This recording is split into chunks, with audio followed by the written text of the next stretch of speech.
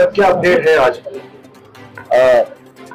जो हमारे medical college में जो दुखद हादसा हुआ था उसके संबंध में मैंने आज दोबारा निरीक्षण किया, जहाँ जो बच्चे जहाँ पीआईसीयू में एडमिटेड हैं उनके परिजनों से और बच्चों के हालचाल के संबंध में वहाँ के जो डॉक्टर्स हैं उनसे बात करी।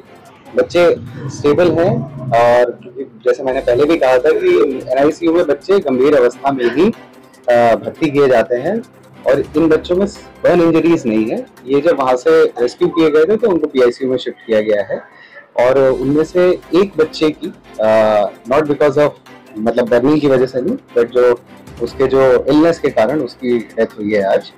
और शेष बच्चे प्राइवेट प्लस यहाँ पे इनका इलाज चल रहा है। 10 बच्चों की जो कल डेथ हुई थी उनके परिजनों को शव उनके दे दिए गए थे हमारे द्वारा, और एक बच्चा हमारे पास था और एक क्लेमिंग फैमिली थी जो उसे क्लेम कर रही थी, तो उसके लिए अभी हम लोग उसको वेरीफाई कर रहे हैं। तो कोई भी ऐसा बच्चा मिसिंग नहीं है, बस जो ये अनअकाउंटेड फॉर जो है बेसिकली अनक्लेम्ड एक बच्चा था प्लस एक फैमिली जो क्लेम डाल रही थी।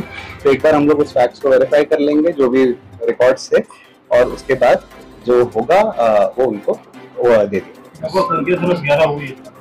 हाँ, मृतकों की संख्या कितने बच्चे हैं? कितने बच्चे? 70 बच्चे हैं और आप बता रहे हो 49 हैं। नहीं, और वो 49 ही बच्चे हैं। मैंने आपको पहले भी ब्रीफ किया है, जब भी मैंने ब्रीफ किया है आपको स्थिति क्लियर कट स्पष्ट बताई है मीडिया को कि 49 बच्चे थे और उसमें से 10 बच्चों की डेथ हुई थी, 38 बच्चे फैसिलिटीज में थे, एक बच्चा अनक्लेम था और एक क्लेमिंग फैमिली थी हमारे पास।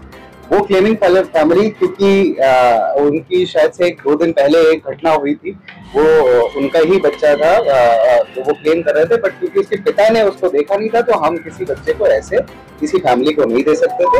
तो बस एक यही स्थिति है। 49 बच्चे कहाँ वो आपको मैं अभी मेडिकल बुलेटिन रिलीज करने के बाद आपको। सर एक महत्वपूर्ण बात ये पूछिए, जिस जगह एसएनआईसीयू चल रही थी उसका फरवरी में ऑब्जेक्शन आया था, जो ऑडिट ऑब्जेक्शन आया था, तो बावजूद इसके वहां चल रहा था, उसमें लिखा था कि यहाँ फायर की सारी व्यवस्थाएं नहीं है। तो इसके लिए महत्वपूर्ण बात यह कॉलेज प्रशासन इसके लिए जिम्मेदार है, इसमें क्या कार्रवाई होगी? देखिए, इसके लिए ही तथ्यों की जांच करने के लिए ही शासन ने समिति गठित करी है और वो समिति जांच करने आएगी और समिति जांच करने के उपरांत जिसका भी उत्तरदायित्व होगा वो निर्धारित करेगी और उसके क्रम में शासन के द्वारा रिस्पॉन्सिबिलिटी लेने के लिए तैयार नहीं, रिस्पॉन्सिबिलिटी नहीं लेंगे। तो रिस्पॉन्सिबिलिटी इस घटना की है किसकी, कौन जिम्मेदार है इसके लिए?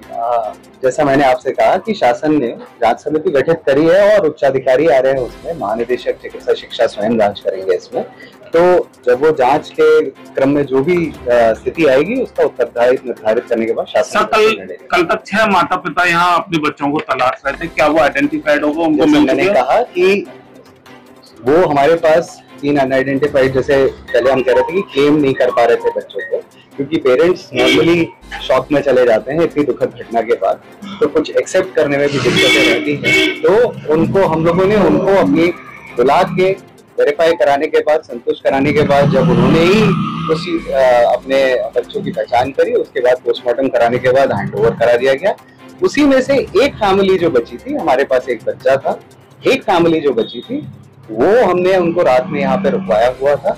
वही क्लेम कर रहे थे कि हमारा एक बच्चा है और हमारे पास एक अनआइडेंटिफाइड बच्चा था, तो हम उसको वेरीफाई करने के बाद यदि उनका पाया जाएगा तो उनको। सर एक आखिरी सवाल, जांच में सर क्या पाया गया? जांच रिपोर्ट 12 घंटे में देनी थी, क्या पाया गया? कितनी दोषी पाया गया? वो मैं क्योंकि मेरे स्तर से नहीं हुई है वो जांच, ठीक है, तो मैं उसके संबंध में टिप्पणी नहीं कर सकता। सर क्या कोई जिम्मेदार नहीं है इसके लिए? मैंने ऐसा कुछ नहीं कहा। मैंने जैसे आपसे पहले भी कहा कि शासन ने जांच कमेटी गठित करी, एक्सपर्ट समिति का ही कार्य है और गंभीर घटना को एक हल्के अंदाज में जांच करके कोई समाप्त नहीं किया जा सकता। उसके लिए गंभीरता से शासन ने समिति गठित करी है। वो लोग उसको सभी पहलुओं की जांच करेंगे, क्या व्यवस्था होनी चाहिए थी, क्या लैक्सिटी रही, और जो भी जांच समिति के उसमें आएगा, जो उनके द्वारा पाया जाएगा उसके संबंध में उत्तरदायित्व। ऑब्जेक्शन किया कि मेरा बच्चा ये नहीं हमको मिला है, ऐसा नहीं है। जो क्लेम फैमिलीज थी, जो जैसे आपने पूछा सवाल कि 6 फैमिलीज ऐसी थी जो कह रहे थे कि हमारा बच्चा क्या है, उसमें से 1-2 फैमिलीज की क्या कहते हैं, तो बच्चों की डेथ हो चुकी थी, परंतु वो क्योंकि शॉक में थी मदर्स और उनके पास किसी और का बच्चा चला गया था, तो उनको बुला के काउंसिल करा के और उन्हीं लोगों से पहचान करा के, और फिर जब उन्होंने एक्सेप्ट किया तब उनको एक्चुअली में बच्चा जो जिनका था उनको हैंड ओवर कराया। अभी कितनी फैमिली सर इतनी